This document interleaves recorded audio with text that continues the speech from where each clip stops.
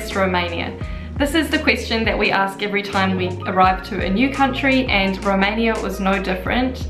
Overall, it was quite an affordable country, especially coming from our travels in Austria.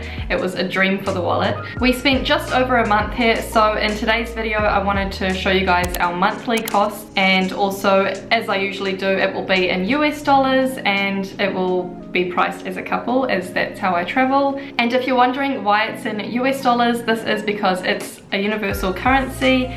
If you look on any major websites, everything will be compared to the US dollar, and also most of my viewers come from America. Okay, so let's get into it. So currently $1 US is 430 lei, and this is the current exchange rate. Of course, it's changing all the time, so if you want a more updated conversion, then make sure to do your own research before traveling to Romania.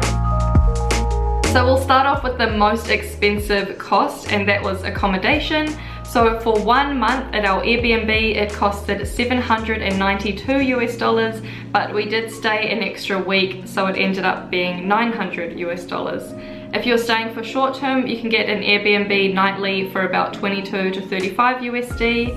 And also the Wi-Fi speeds were some of the fastest we've ever experienced, and I think that goes throughout all of Romania. They're meant to have some of the best internet in all of Europe. If you are looking to stay in Bucharest for long term, utilities per month can cost around 96 US dollars, so that's things like heating, electricity and gas. And then if you were looking for a long-term rental in the city centre, it can cost on average about 450 US dollars. And then for a 1-bedroom apartment a little further out of the city centre, it can cost on average about 300 US dollars. These are of course just average numbers to give you. Public transport is probably the most affordable way to get around Bucharest, and it's really easy and frequent to catch it. Also, we did find, I'm not sure if it's because we were staying so close to the city centre, but sometimes it would be faster just to walk, if not the same amount of time to catch the tram. So I'm not sure about that, but they definitely were a very unique experience, and I can highly recommend catching the trams while you're there. So for a bus and tram return ticket, it is $1, and then for the metro return ticket, it's $1.16. And then if you wanted to get the monthly pass, it's $6.30. We didn't hire a car here, so we used public transport and walked a lot, and the occasional Uber, because Uber is available in Bucharest. So our total monthly cost of transport was $17.80. Dining out was really so much fun. As you can probably see in our videos, we really enjoyed eating the meat and just being at the markets and seeing all the local people and what they usually get up to in their daily routines. Bucharest, aside from the old town, feels a bit like a hidden gem, because if you leave the old town, you really won't see many tourists. I think we only saw one Canadian guy once at the supermarket. The places that we chose to dine out were oftentimes very local places, so when we would go to order, everything was in Romanian, and it was kind of fun for us because we had to just randomly pick things on the menu without knowing what we were getting. So for one bready pastry at Luca, it costed us 70 to 90 cents. And then for a meal at a mid-range restaurant, it can cost you anywhere from 4 to 8 US dollars. And at fancy restaurants, it can cost you anywhere from $8 up, depending on what you order. So our monthly total of eating out was 156 US dollars. This month we spent a total of $382 on groceries. Bucharest is really quite affordable, and we do like to eat quite healthy, so a lot of the times we would come home with like fresh meat, especially chicken breast, a lot of fresh veggies, dairy products and all the other essential stuff. So as you can imagine, for all of that really is a good value.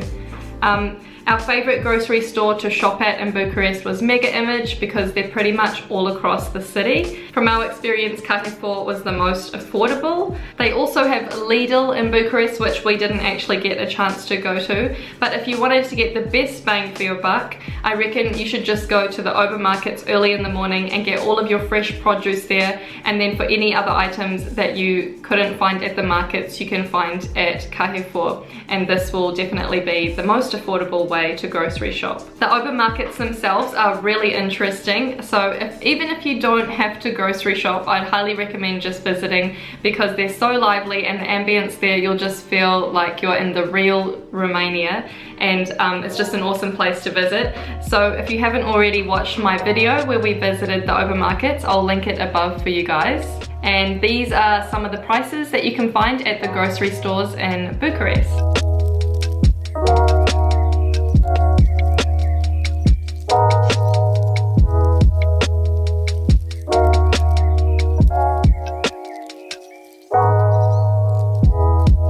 So I didn't actually sign up to a gym membership this month. I just preferred to stay at home and do my workouts. But Carlos, he went to a gym this month and he found a really great deal for $30 for the month. There was another gym that we were looking at and it was $57, and this was situated inside a mall. His gym was nothing fancy. It was just a really simple gym. It wasn't too big, but it wasn't too small, and it was just what he needed to get his workout in for the day.